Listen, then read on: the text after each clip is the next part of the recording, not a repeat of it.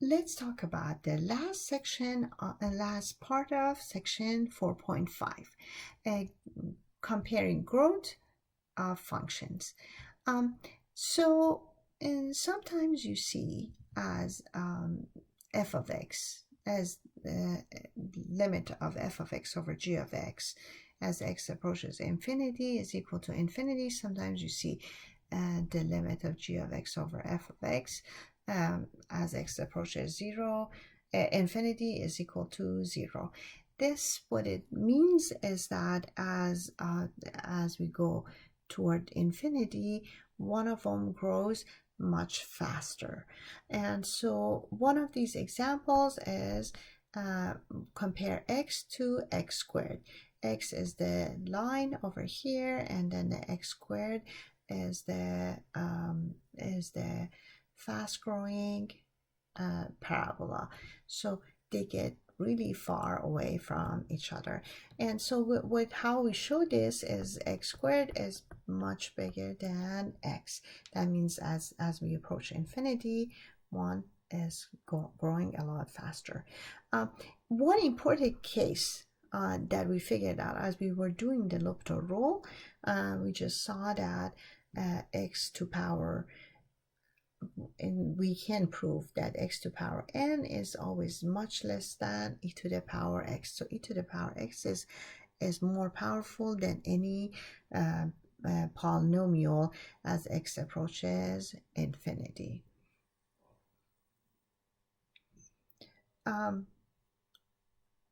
And then what the other thing that we saw is that in fact, for a bigger than 1, a to power x is much more powerful than x to the power n. And it just grows much faster.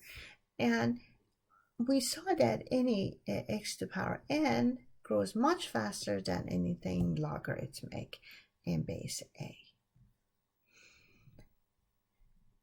Now, for the last question, we want to make sure that it's understood that sometimes it's easier to use a combination of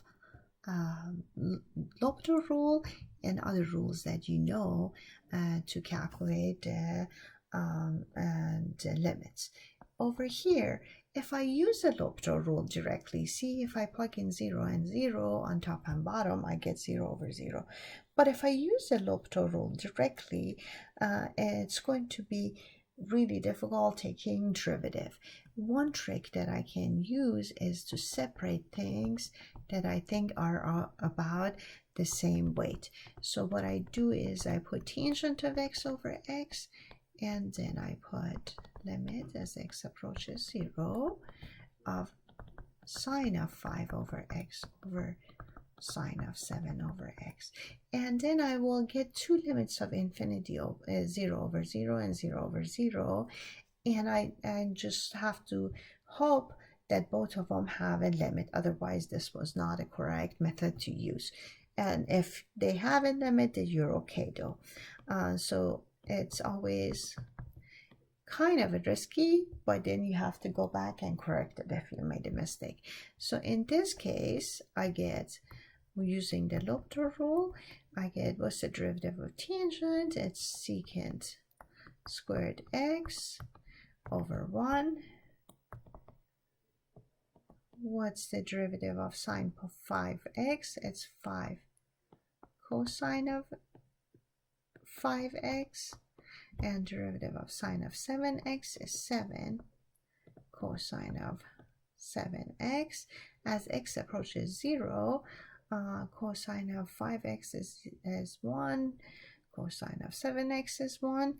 What you're left is 5 over 7, and secant of 0 is 1 over cosine of 0, which is 1. So the entire thing becomes 5 over 7. So sometimes it pays if you use combinations of methods to calculate the limits. And this is much easier than just doing L'Hopital rule once without any separation.